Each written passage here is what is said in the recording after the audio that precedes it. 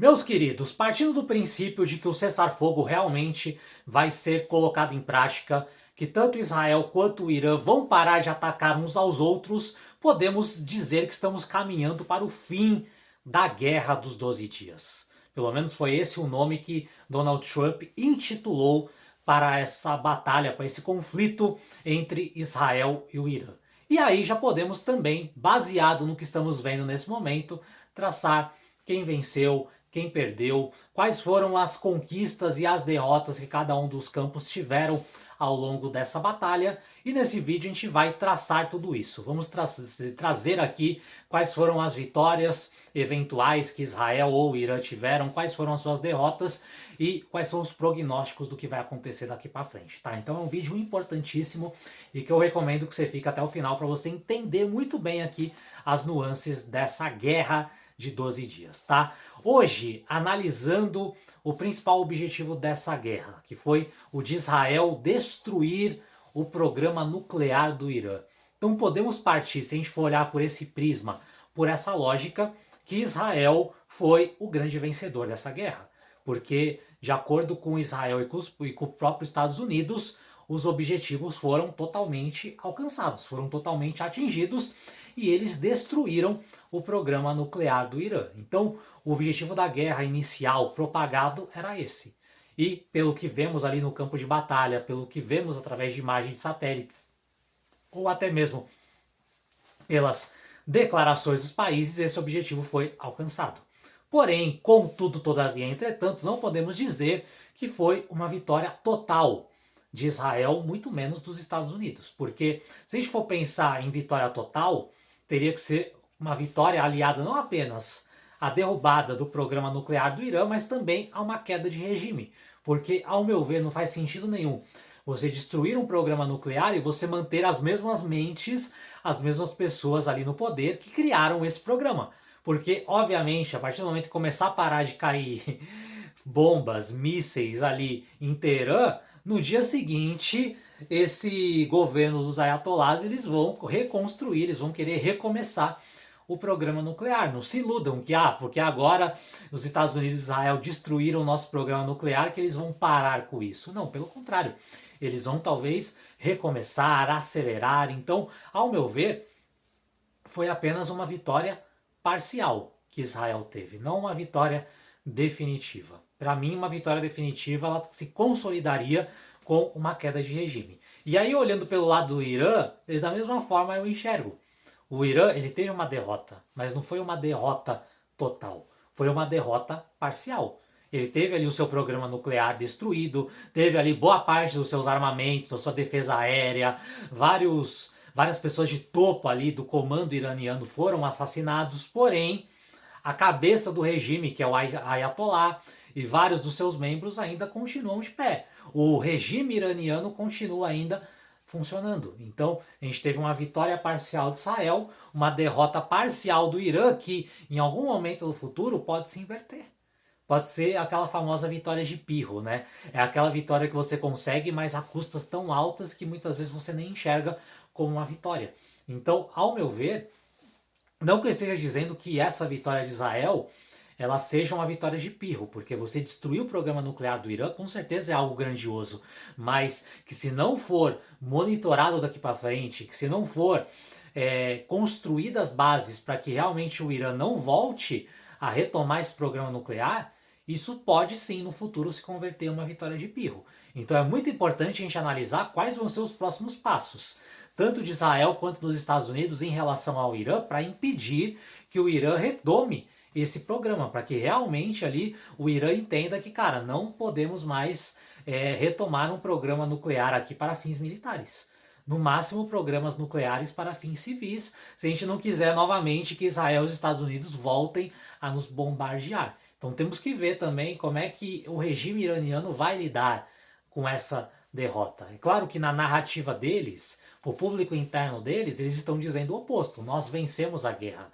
Nós forçamos Israel a se render incondicionalmente, né? Então é muito importante que o regime mantenha essa narrativa, porque se para o público interno deles se para os habitantes do país deles, eles mostrarem fraqueza, mostrarem que eles foram derrotados, que eles foram literalmente obliterados por Israel e pelos Estados Unidos, esse regime ele não se sustenta de pé.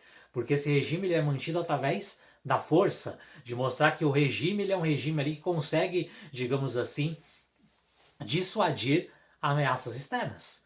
Então, para o público interno, o Irã ele tem que mostrar que nós não perdemos, que nós vencemos, que nós espantamos a ameaça sionista e a ameaça americana, que é o que eles já estão fazendo ali nos discursos deles. Mas na prática eles sabem que eles tiveram aí uma grande derrota, que só não foi uma derrota total porque realmente ali não foi de interesse provavelmente dos Estados Unidos e talvez até de outros países ali, talvez a própria China, a própria Rússia, que são aliadas do Irã, interviram no sentido de que, olha, a gente não vai intervir, tá, de vocês destruírem o programa nuclear do Irã, mas nós não vamos aceitar que vocês derrubem o regime. Provavelmente, por debaixo dos panos, nos bastidores, teve essa negociação para evitar exatamente ali que o Irã tivesse ajuda externa. E talvez até os próprios aliados ali, a China e a Rússia, falaram para o Irã, olha, não complique demais as coisas, aceite realmente essa derrota temporária aí, de que os Estados Unidos e Israel destruam o programa nuclear de vocês, porém a gente vai intervir para salvar o regime, para manter o regime. Então provavelmente teve esse tipo de conversa, esse tipo de acordo debaixo dos panos, tá? Então esse é o cenário olhando tanto para Israel quanto para o Irã. Porém, eu vejo que teve um país, que teve uma pessoa que saiu muito vitoriosa dessa guerra. E não foi nem Israel, nem o Irã. Foi exatamente os Estados Unidos. Foi Donald Trump. Esse foi literalmente o grande vencedor da guerra. Por quê? Porque ele conseguiu destruir uma grande ameaça para os Estados Unidos ali no Oriente Médio, que era o Irã, destruiu um grande inimigo geopolítico, apenas usando ali o mínimo, né, de arsenal ali, usou alguns aviões ali B-2, alguns mísseis ali estratégicos para destruir todo o programa nuclear do Irã e ainda vai sair ali como um grande pacificador do mundo, como um cara que realmente chegou ali e acabou com uma guerra, que destruiu uma ameaça nuclear que era o Irã e obviamente também vai aumentar muito a popularidade do Trump lá dentro dos Estados Unidos. Uma popularidade que a gente sabe que estava bem abalada por todas as questões aí que tiveram no início do mandato dele. A questão do tarifaço, Liberation Day, a todas aquelas idas e vindas ali que bagunçou demais a economia americana, toda a confusão, toda a treta que ele tinha tido ali com Elon Musk.